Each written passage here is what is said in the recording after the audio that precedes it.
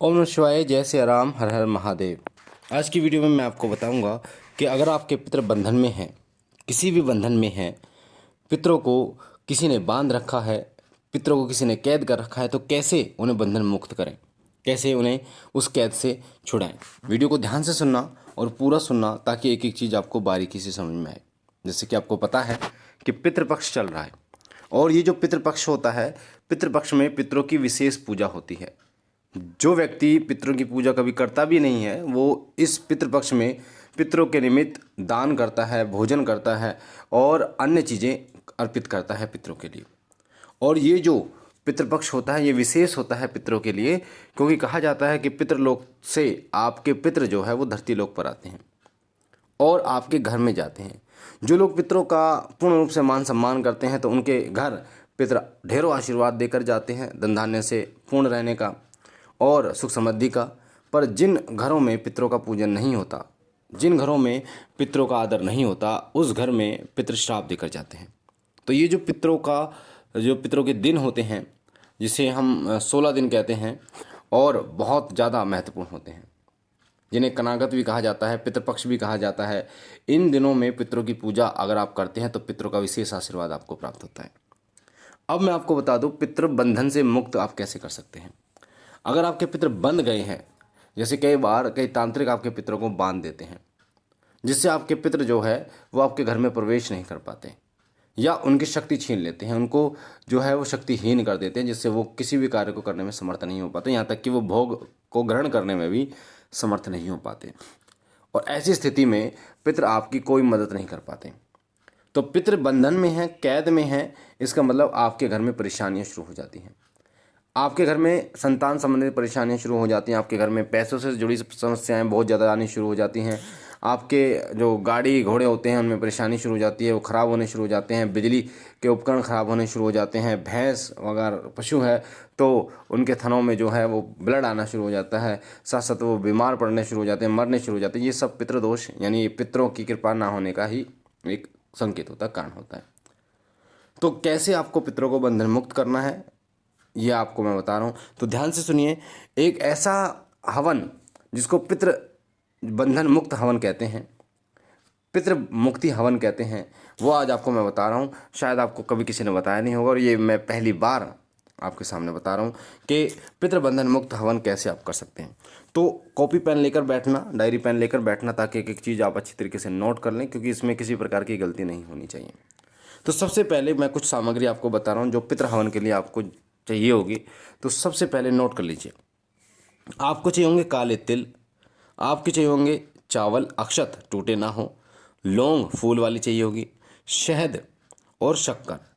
काले तिल, चावल यानी अक्षत, लौंग फूल वाली, शहद और शक्कर, ये 5 चीज़ें आपको चाहिए होती है हवन में, और बाकी हवन सामग्री जो होती है। तो इन 5 चीज़ों को मिला के, हवन सामग्री को मिला के, उसमें घी मिला के आपको हवन करना होता है। ये 5 दिन का हवन है, यानी पितृपक्ष में अगर आप लगातार 5 दिन करते हैं तो 17 तारीख से पितृपक्ष शुरू है, और अगर आप 5 दिन करते हैं, आपके पास समय भी है, अगर आप 5 दिन करते हैं तो 100% आपके पितृ जो है वो बंधन मुक्त होते हैं।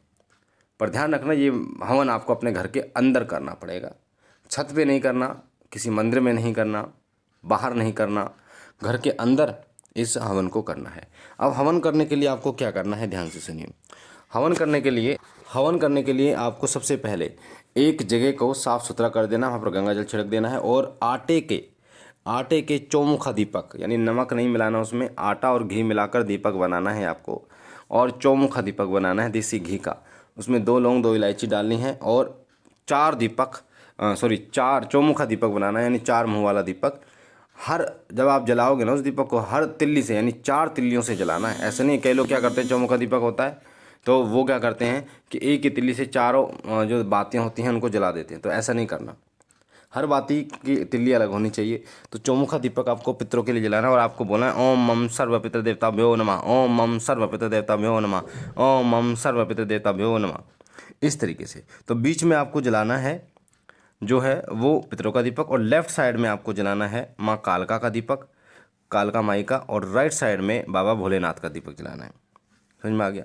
अब आपको क्या करना है कि ये जो दीपक है ना, इस चीज़ का ध्यान रखना, जो पितरों का दीपक है ये चावल की ढेरी पे जलेगा, यानी जो चावल की एक ढेरी आसन जो दोगी आप चौमुखी दीपक को, वो चावल की ढेरी पे आपको देना। और ये हवन आपको शाम को करना है। कब करना है? शाम को। सुबह नहीं करना, 5 दिन शाम को करना है, एक टाइम करना है। और 11 माला आपको इस हवन में आहुति देनी है, 11 माला की आहुति देनी है। ठीक है। अब आपको सबसे पहले संकल्प लेना है, गंगा जल लेके, पुष्प लेके और चावल लेके संकल्प लोगे कि मेरा नाम ये, मेरे पिता का नाम ये, मैं रहने वाला यहाँ का हूँ। और आपको बाबा भोलेनाथ, बाबा माता काल का, श्री सिद्धपीठ शिव शक्ति दरबार, अनिल भैया को साक्षी मान के संकल्प लेना है कि मेरे पितरों को बंधन मुक्त कीजिए, कृपा कीजिए, ताकि मेरे पितर जो है वो बंधन मुक्त हो जाएं और किसी भी प्रकार का अड़चन हो उसको ख़त्म कीजिए। संकल्प लेने के बाद सबसे पहले आपको 2 लौंग का भोग देना है गणेश भगवान को, फिर 2 लौंग का भोग भगवान शिव को, फिर 2 लौंग का भोग गुरु भगवान को देना है। ठीक है। फिर 5 लौंग, 2 इलायची और 1 बतासे का भोग बाबा भोलेनाथ को देना है। और 5 लौंग, 2 इलायची, 1 बतासे का भोग माता काली को देना है।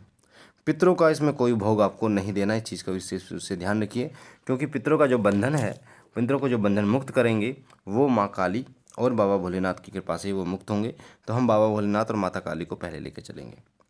ठीक है। अब आपने गणेश जी का दे दिया, बाबा भोलेनाथ का और गुरु भगवान का दे दिया आपने। अब जैसे आपने भोग दिया उसी प्रकार से आपको आहुति देनी है। सबसे पहले गणेश भगवान की ओम गंगणपते नमः 3 आहुति, फिर बाबा भोलेनाथ की ओम नमः शिवाय मंत्र से 3 आहुति, फिर ओम गुरुवे नमः गुरु भगवान की ओम गुरुवे नमः मंत्र की 3 आहुति देनी है। फिर बाबा भोलेनाथ का जो शाबर मंत्र है, आद अंत धरती आद अंत परमात्मा, दोनों बीच बैठे शिवजी महात्मा, खोल गड़ा दे दड़ा देखो शिवजी महाराज तेरे शब्द का तमाशा, इसकी आपको 3 आहुति देनी है। और फिर माँ काली का मंत्र ओम क्रीम क्रीम क्रीम कालिकाय विजयते, ओम क्रीम क्रीम क्रीम कालिकाय विजयते, इस मंत्र की आपको 3 आहुति देनी है। उसके बाद जो मैं मंत्र आपको बता रहा हूँ, इसकी 11 माला आपको हवन करना है। ध्यान से सुनो, मंत्र क्या है? मंत्र आपकी वीडियो स्क्रीन पर भी आपको दिख रहा है। मंत्र है ओम नमो आदेश गुरु को, जल खोलू जलवायु खोलू, खोलू जल की इकाई, अमुक की बंदी विद्या खोलू। इसमें जो अमुक शब्द है, इसमें आपके घर के जो बुजुर्ग है या जो घर का मेन मुखिया है उसका नाम आएगा। ठीक है। दोबारा मंत्र बोल रहा हूँ, ओम नमो आदेश गुरु को, जल खोलू जलवायु खोलू, खोलू जल की इकाई, अमुक की बंदी विद्या खोलू, तेरी जोत जलाई, ये बंधन खुद खोले काल का माई, घरवत के पितर खोलूं, देवी खोलूं देवता खोलूं, मरघट से मैदान से, खिद्दर से चौगान से, सैयद से धरती से आसमान से, जो मेरा खोला ना खुले तो आन राजा रामचंद्र जी की, आन महादेव की, माता पार्वती की, आन सत सचा पिंड काचा, पूर्व मंत्र ईश्वरवाचा। ये मंत्र आपकी वीडियो स्क्रीन पर भी आपको दिख रहा है। इस मंत्र को पहले आप कंठस्थ कर लेना या देख देख कर भी आप पढ़ सकते हो, इसमें आहुति डाल सकते हो इस मंत्र की।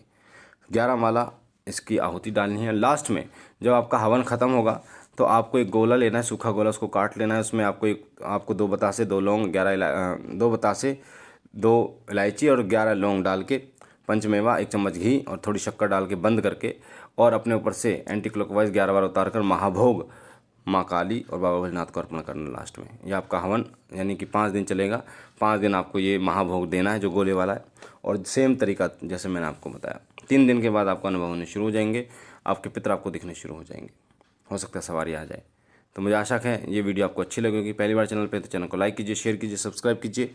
बाबा भोलेनाथ आप पर कृपा करें, सदैव अपनी अनुकंपा करें। हम मिलते हैं एक नई जानकारी के साथ, तब तक के लिए ओम नमः शिवाय, ओम नमः शिवाय, ओम नमः शिवाय।